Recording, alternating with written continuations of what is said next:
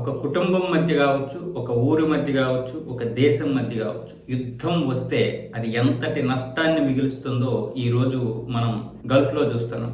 మొత్తం middle east అంతా తగలబడిపోవడం వల్ల ఈరోజు కేవలం ఇరాన్, ఇజ్రాయెల్, అమెరికా మాత్రమే కాదు, గల్ఫ్ దేశాల్లో ప్రధానమైనటువంటి నగరం దుబాయ్, యుఏఈలో ప్రధానంగా ఉన్నటువంటి ఈ ప్రాంతం పరిస్థితి ఒక్క యుద్ధం పూర్తిగా మార్చేసింది. ఎంత దారుణంగా అయిందంటే విదేశీ పెట్టుబడిదారులు, విదేశీ పర్యాటకులతో కలలాడేది. మాకింకా ఎదురు లేదు, ప్రపంచంలో మేమే నెంబర్ 1 పర్యాటక దేశంగా, పర్యాటక ప్రాంతంగా నిలుస్తున్నాం అన్న విధంగా గల్ఫ్ దేశాల్లో దుబాయ్ ఒక గర్వంతో ఉండేది.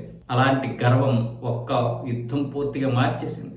ఈరోజు అక్కడ చాలా హోటల్స్ మూతపడిపోతే కొన్ని హోటల్స్ అయితే భారీ డిస్కౌంట్ ఇస్తున్నాయి. భారీ డిస్కౌంట్ ఇచ్చినా సరే అక్కడికి ఎవరు వెళ్ళడం లేదు. ఎందుకంటే ఏ క్షిపణి ఎప్పుడు వచ్చి దాడి చేస్తుందో తెలియనటువంటి పరిస్థితి.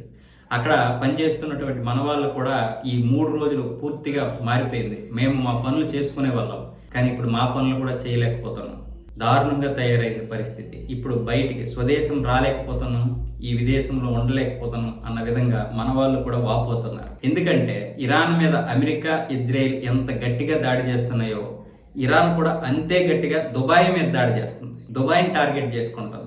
యుఏఈలో ఉన్నటువంటి మిగతా ప్రాంతాల కంటే ఎక్కువగా దుబాయ్నే టార్గెట్ చేస్తుంది. అలాగే గల్ఫ్ దేశాల్లో కువైట్ని, ఖతార్ని, బహ్రెయిన్ని, సౌదీ అరేబియాని కూడా టార్గెట్ చేస్తుంది. సో ఇలాంటి పరిస్థితుల్లో ఈరోజు దుబాయ్ ఉంటే ఆ వీధులన్నీ వెలవెలపోయాయి. అసలు ఇది దుబాయేనా?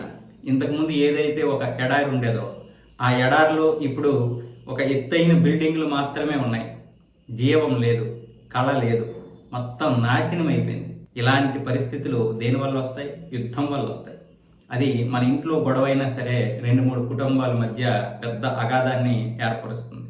ఒక ఊరు మధ్య గొడవైనా సరే అదే అగాధాన్ని ఏర్పరుస్తుంది. ఈరోజు దేశాలు కొట్టుకున్నా సరే కేవలం 2 దేశాలు 3 దేశాలు కొట్టుకుంటే ఈరోజు 15-20 దేశాలు ఎఫెక్ట్ అయ్యాయి ప్రత్యక్షంగా.